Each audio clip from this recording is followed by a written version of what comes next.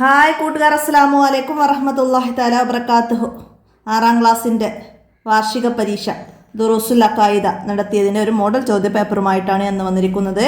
നമുക്ക് ചോദ്യത്തിലേക്ക് കടക്കാം. ബിസ്മില്ലാഹിർ റഹ്മാനിർ റഹീം. അപ്പോൾ നമ്മൾ റിവിഷനായിട്ട് മുമ്പ് പാഠഭാഗത്തിൻ്റെ മറ്റൊരു ക്വസ്റ്റ്യൻ പേപ്പറോ പാഠഭാഗങ്ങളൊക്കെ ചെയ്തിട്ടുണ്ട്. അപ്പോൾ അതൊക്കെ എല്ലാവരും ഉപകാരപ്പെടുത്തുക. ഇന്ന് നമുക്ക് ഇതിൻ്റെ ചോദ്യങ്ങളൊക്കെ മനസ്സിലാക്കാം. അപ്പോൾ ആദ്യം എന്താണ്, കോളത്തിൽ ശരി അടയാളപ്പെടുത്താനാണ്. എന്താണ് മൂസാ നബി അലൈഹി ഇസ്ലാമിന് അവതരിച്ച ഗ്രന്ഥം? മൂസാ നബി അലൈഹി ഇസ്ലാമിന് അവതരിച്ച ഗ്രന്ഥം ഏതാണ്?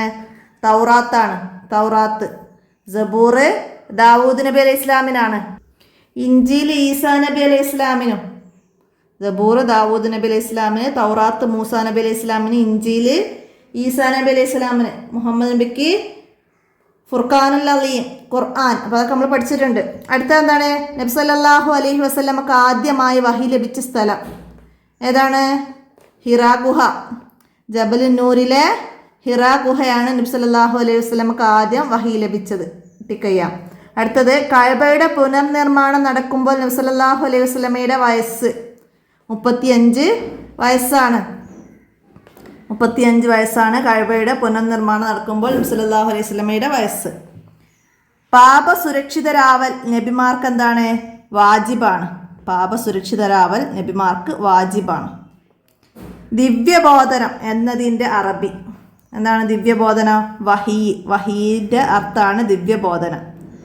അപ്പം നമുക്കത് ടിക്ക് ചെയ്യാം. അടുത്തതാ, 30 ഏടുകൾ നൽകപ്പെട്ട നബി. 30 ഏടുകൾ നൽകപ്പെട്ടത് ഇദ്രീസ് അലൈഹി ഇസ്ലാമിനാണ്.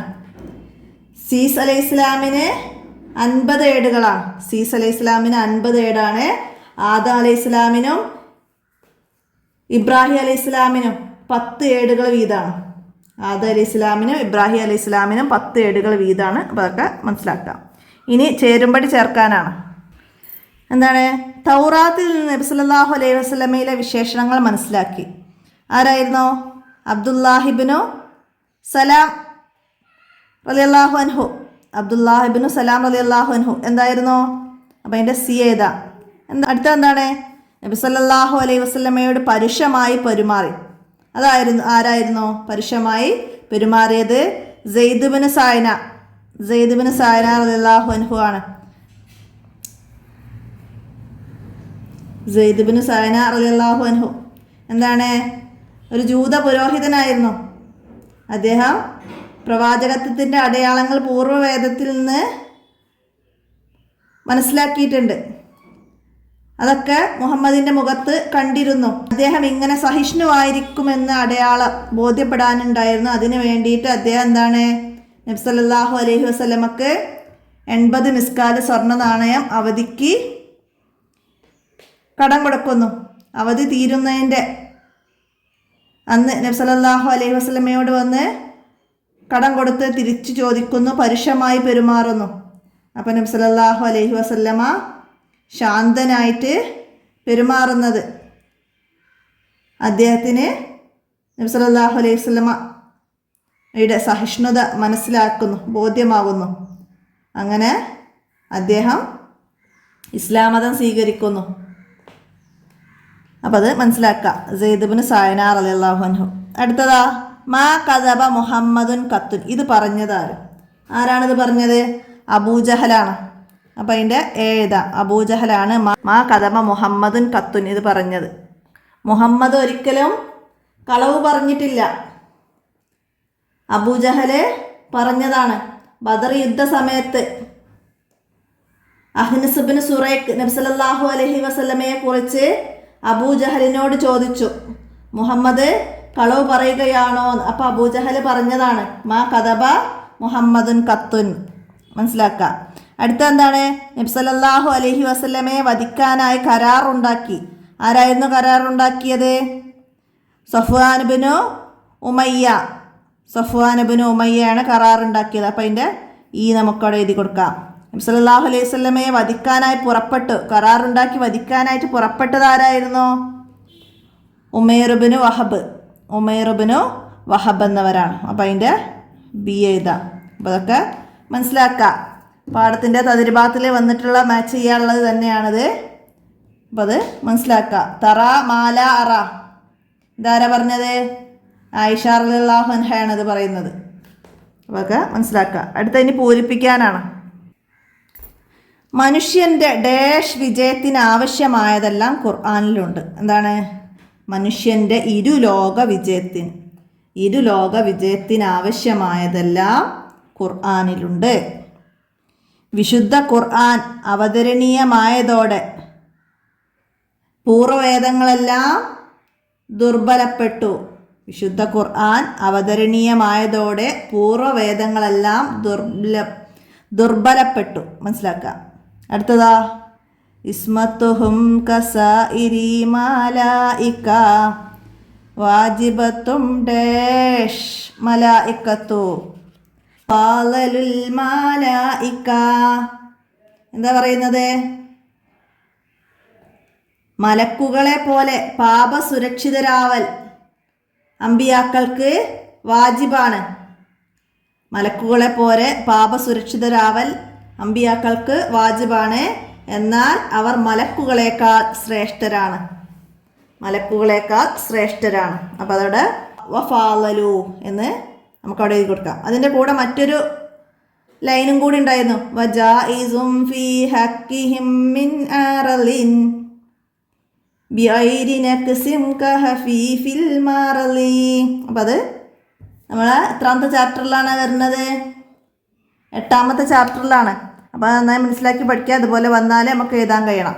അടുത്തതെന്താ? ഇന്നാ നഹ്നു നസ്സൽന ഡാഷ് വ ഇന്നാ ലഹു ലഹാഫിളൂൻ. എന്താണ്? ഇന്നാ നഹ്നു നസ്സൽന ദിക്റ വ ഇന്നാ ലഹു ഹാഫിളൂൻ. നിശ്ചയം ഈ ഖുർആനിനെ അവതരിച്ചത് അല്ലാഹു ആണ്. നാമാണ്. അല്ലാഹു തആല പറയാണ് ഇന്നാ നഹ്നു നസ്സൽന ദിക്റ വ ഇന്നാ ലഹു ഹാഫിളൂൻ. ഇവിടെ ഖുർആനിൻ്റെ പേരാണ് ദിക്ർ എന്ന് പറയുന്നത്. ഖുർആനിൻ്റെ മറ്റു പേരുകളാണ് കിതാബ്, ഫുർഖാൻ, തൻസീൽ എന്നൊക്കെ. മനസ്സിലാക്കുക. പിന്നെന്താണ്? എല്ലാ തെറ്റുകളും മനുഷ്യർ ചെയ്യുന്ന ഡാഷ് ദ്രോഹങ്ങളാണ്. എന്താണ്? എല്ലാ തെറ്റുകളും മനുഷ്യർ ചെയ്യുന്ന ആത്മദ്രോഹങ്ങളാണ്.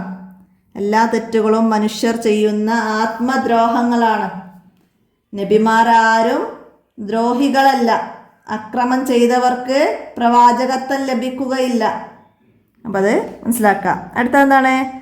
തിരുനബി സല്ലല്ലാഹു അലൈഹി വസല്ലമയുടെ വിയർപ്പ് ഡാഷിനേക്കാൾ സുഗന്ധമുള്ളതാണ്. എന്താണ്? കസ്തൂരിയേക്കാൾ സുഗന്ധമുള്ളതാണ്. നബി സല്ലല്ലാഹു അലൈഹി വസല്ലമയുടെ വിയർപ്പ് കസ്തൂരിയേക്കാൾ സുഗന്ധമുള്ളതാണ്. അവിടുത്തെ തിരുകേശം മുക്കിയ വെള്ളം സഹാബികൾ രോഗശമനത്തിന് വേണ്ടി ഉപയോഗിച്ചിരുന്നു. നബി സല്ലല്ലാഹു അലൈഹി വസല്ലമയുടെ കണ്ണുകൾക്ക് മാത്രമേ ഉറക്കമുണ്ടായിരുന്നുള്ളൂ. കൽബ് ഉറങ്ങാറില്ല. നബി സല്ലല്ലാഹു അലൈഹി വസല്ലമക്ക് പിന്നിലുള്ളത് കാണാൻ കഴിയുമായിരുന്നു.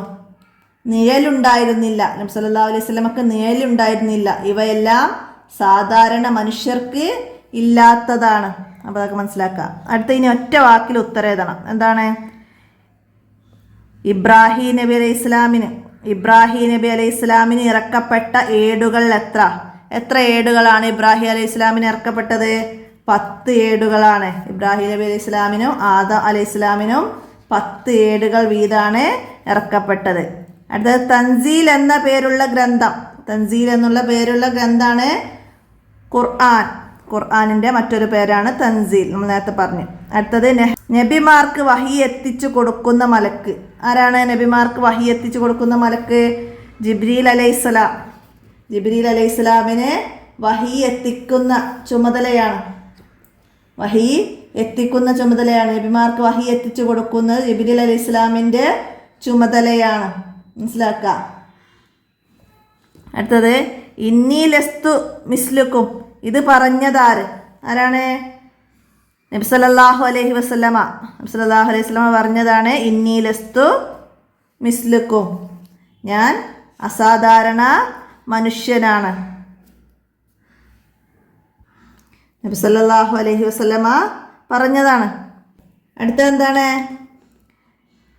നബി സല്ലല്ലാഹു അലൈഹി വസല്ലമയെ നാട്ടുകാർ എന്ത് വിളിച്ചു? എന്തായിരുന്നു വിളിച്ചത്? അൽ അമീൻ എന്ന് വിളിച്ചു. നബി സല്ലല്ലാഹു അലൈഹി വസല്ലമയെ നാട്ടുകാർ അൽ അമീൻ എന്നായിരുന്നു വിളിച്ചത്. അടുത്തത്, നബി സല്ലല്ലാഹു അലൈഹി വസല്ലമയുടെ പേര് പറയാതെ സ്വഹീഹാവാത്ത ഒരു കർമ്മം ഏതാണ്? നബി സല്ലല്ലാഹു അലൈഹി വസല്ലമയുടെ പേര് പറയാതെ അദാനും നിസ്കാരവും സ്വഹീഹാവുകയില്ല. അദാനും നിസ്കാരവും സ്വഹീഹാവുകയില്ല. നബി സല്ലല്ലാഹു അലൈഹി വസല്ലമയുടെ പേര് പറയാത്ത അദാനും നിസ്കാരവും സ്വഹീഹാവുകയില്ല. മനസ്സിലാക്കുക.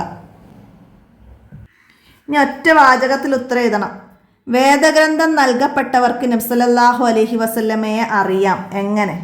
എങ്ങനെയാണ് വേദഗ്രന്ഥം നൽകപ്പെട്ടവർക്ക് നബി സല്ലല്ലാഹു അലൈഹി വസല്ലമയെ അറിയുന്നത്?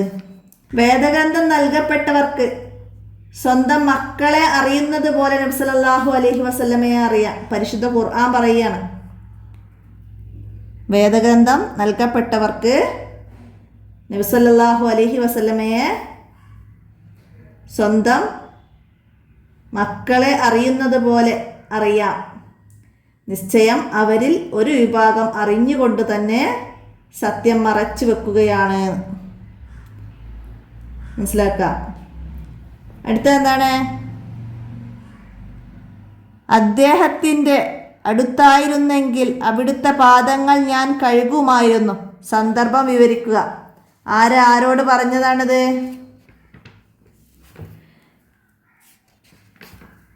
ഇസ്ലാമിലേക്ക് ക്ഷണിച്ചുകൊണ്ട് നബി സല്ലല്ലാഹു അലൈഹി വസല്ലമ ഹിർക്കൽ രാജാവിന് കത്തയച്ചു. കത്ത് കിട്ടിയ രാജാവ് നബി സല്ലല്ലാഹു അലൈഹി വസല്ലമയുടെ നാട്ടുകാരനായ അബൂ സുഫിയാനെ വിളിച്ചു വരുത്തി. രാജാവ് അബൂ സുഫിയാനോട് നബി സല്ലല്ലാഹു അലൈഹി വസല്ലമയെ കുറിച്ച് ചോദിച്ചറിയുന്നു. അപ്പോൾ ഹിർക്കൽ രാജാവ് അബൂ സുഫിയാനോട് പറഞ്ഞതാണിത്. എന്താണ്? നിങ്ങൾ പറഞ്ഞതൊക്കെ സത്യമാണെങ്കിൽ എൻ്റെ ഈ കാൽ നിൽക്കുന്ന സ്ഥലം പോലും അദ്ദേഹത്തിൻ്റെ അധീനത്തിലാകും. ഒരു റസൂൽ വരുമെന്ന് എനിക്കറിയാം. അത് നിങ്ങളിൽ നിന്നാകുമെന്ന് ഞാൻ പ്രതീക്ഷിച്ചില്ല. അദ്ദേഹത്തെ സമീപിക്കാൻ കഴിയുമെങ്കിൽ ക്ലേശിച്ചും ഞാൻ എത്തുമായിരുന്നു. അദ്ദേഹത്തിൻ്റെ അടുത്തായിരുന്നെങ്കിൽ അവിടുത്തെ പാദങ്ങൾ ഞാൻ കഴുകുമായിരുന്നു. അപ്പോൾ അത് ഹിർക്കൽ രാജാവ് അബൂ സുഫിയാനോട് പറഞ്ഞതാണിത്. അപ്പോൾ അത് മനസ്സിലാക്കുക. അടുത്തെന്താണ്? ഇർഹാസുകൾ എന്ന് പറയുന്നത് എന്തിനാണ്? ഇർഹാസുകൾ എന്ന് പറയുന്നത് എന്തിനാണ്? പ്രവാചകത്വം അല്ലാഹു തആലയുടെ പ്രത്യേക നിയോഗമാണ്. അതിനായി അല്ലാഹു തആല തിരഞ്ഞെടുക്കുന്നവരെ ചില സവിശേഷതകളോട് കൂടിയാണ് സൃഷ്ടിക്കുന്നത്. അവർ ജന്മനാ വിശുദ്ധരാണ്.